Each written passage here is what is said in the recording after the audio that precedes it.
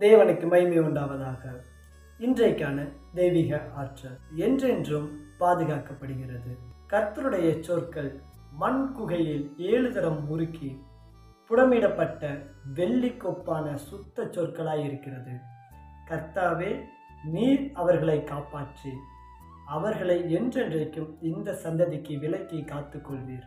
சங்கீதம் 12 வசனம் 6-7 இதை குறித்து நாம் வாசிக்கிறோம். வேதாகமம் உண்மையில் நம்பகத்தன்மையுடையதா? வேதாகமம் உண்மையில் யாரால் எழுதப்பட்டது? வேதாகமம் இன்று நம் கையில் வைத்திருக்கிறது உண்மையானதா அல்லது போலியானதா என்பதையெல்லாம் அகழ்வாராய்ச்சியின் மூலம் கண்டுபிடித்தார்கள். இதில் பெரும்பாலும் நம்மளுடைய கையில் இருக்கிற வேதாகமம் உண்மை என்பதற்கான சான்றுகள் மாத்திரமே இருக்கிறது. அது சம்பந்தப்பட்ட நபர்களும் உயிரோடு வாழ்ந்தார்கள். வேதாகமத்தில் சொல்லப்பட்டுள்ள சம்பவங்களும் வரலாற்று சரித்திரங்களில் இடம்பெற்றிருக்கிறது என்பதுதான் ஆச்சரியமான ஒரு உண்மையும் கூட.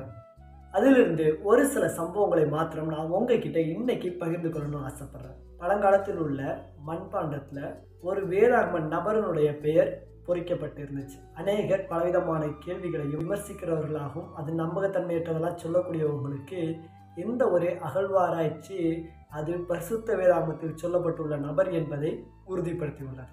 ஆரம்ப காலத்தில் தொல்புற ஆராய்ச்சினால மோவாபிய கல் என்று அழைக்கப்படும் ஒரு எரிமலை பாறை ஆகும்.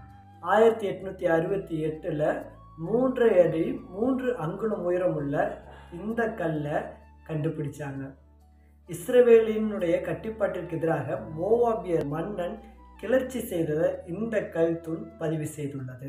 ராஜ்யத்தை தன் வசப்படுத்தும்படி உம்ரி செய்ததை வேதாகமத்தில் விவரிக்கப்படாத பகுதிகளை இதில் இந்த சம்பவம் விளக்கக்கூடியதை நம்ம வாசிக்க முடியும்.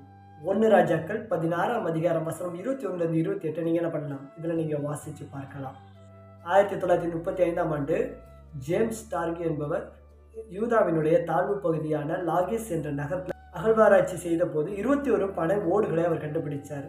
இதில் பார்த்தீங்க அப்படின்னு சொன்னால் அதில் எழுத்துக்களும் பொறிக்கப்பட்டிருந்தது. ஒரு நபர் தனக்கு விடுதலை வேண்டும், தன்னை காப்பாற்ற வேண்டும் என்று எகிப்துக்கு தூது அனுப்பப்பட்டதாக அந்த சம்பவங்களில் குறிப்பிடப்படுகிறது. இந்த சம்பவம் எப்போது நடந்தது அப்படின்னு சொல்லி எரேமியாவுடைய காலகட்டத்திலையும் அந்த நேபுகாத்நேச்சர் யூதாவை முற்றுகையிடப்பட்ட போது நடந்த சம்பவமாக இருந்தது பார்க்குறோம். இன்னும் குறிப்பாக இந்த பண்பாட்டில் படிக்கும்போது இந்த கடிதங்கள் எழுதியிருக்கிற வார்த்தை என்ன அப்படின்னா, கடைசியில் லாகிஸ் என்ற நகரமும் வீழ்த்தப்பட்டது என்று சொல்லி அங்கே நம்ம பார்க்க முடியும்.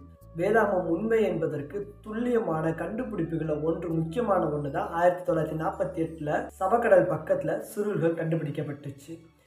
எஸ்தர் புத்தகத்தை தவிர மீதி இருக்கிற எல்லா புத்தகங்களுடைய வேத வார்த்தைகளும் அந்த இதில் இருந்ததை பார்க்க முடிந்தது. இதுலேருந்து நம்ம ஒரு விஷயத்தை புரிஞ்சுக்க முடியுது. பிற்காலங்களில் அதனுடைய வார்த்தைகள் பாதுகாக்கப்பட்டதுனால இன்றைக்கி நம்ம கையில் இருக்கிற வேதாகமத்தோடு அந்த பிரதிகளை ஒப்பிடுகையில் அது உண்மையிலும் தேவனுடைய வார்த்தை தான், அது பாதுகாக்கப்பட்டிருக்கிறது என்பதே மிகப்பெரிய ஒரு உண்மையான சான்றாகவும் நமக்கு கொடுக்கப்பட்டிருக்கிறது என்பதை வரலாற்று கலைப்படைப்புகளும் நிரூபிக்கின்றன. இன்றைக்கான செயல் திட்டத்தில் டெட் சீ ரோல் பற்றின வீடியோவை நீங்கள் ஆன்லைனில் சர்ச் பண்ணி பாருங்கள். அதையும் நம்மளுடைய வேதாகமும் இன்றைக்கி கையில் எவ்வளோ அழகாக பாதுகாக்கப்பட்டு நமக்கு கொடுக்கப்பட்டிருக்கு என்பதை உணர்ந்து நம்மளுடைய கையில் இருக்கிற இந்த பரிசுத்த வேதாகமத்தை உண்மை உத்தமத்தோடு வாசிக்கக்கூடியவர்களாகும். அது தேவன் கொடுக்கப்பட்டது என்பதை உண்மையாக விசுவாசித்து அதை ஏற்றுக்கொண்டு அதற்கு கீழ்ப்படிந்து நாம் வாழ்வோம் என்று சொன்னால் இந்த பரிசுத்த வேதாகமம் பரமன் இருக்கக்கூடிய பரலோகத்திற்கு சென்றடையக்கூடிய வழியை காட்டும் என்பதில் எந்த விதமான சந்தேகமும் இல்லை. இன்றைக்கான மருத்துவ குறிப்பு தூக்கம். நம்மளுடைய வாழ்க்கையில் அதிகமாக இன்றைக்கி பார்த்தீங்க அப்படின்னா நிம்மதியான தூக்கமே பெரும்பாலும் யாருக்கும் கிடையாது. ஆனால் தூங்காமல் இருப்பதனால நமக்குள்ள கோபங்கள், சில சமயங்கள் ரொம்ப மூர்க்கமான எண்ணங்கள்லாம் வரும்.